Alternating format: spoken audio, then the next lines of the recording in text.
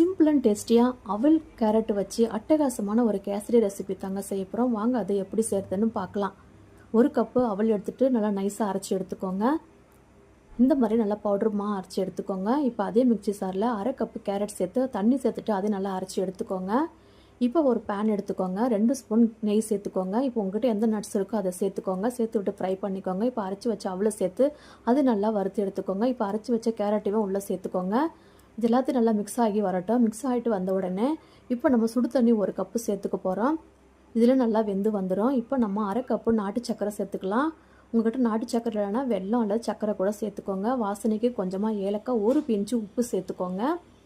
இப்போ இதில் 1 ஸ்பூன் நெய் சேர்த்துக்கோங்க. நெய் சேர்த்துட்டு நல்லா கலரி விடுங்க. நீங்கள் கேசரி செய்ய இனிமேல் ரவையே தேட மாட்டீங்க. அவளே வச்சு சூப்பரான ஒரு கேசரி ரெடி பண்ணியாச்சு. எடுத்து பார்த்தா இந்த மாதிரி விழுணுங்க. அட்டகாசமான இந்த கேசரி நீங்கள் ட்ரை பண்ணி பாருங்கள். தேங்க்யூ.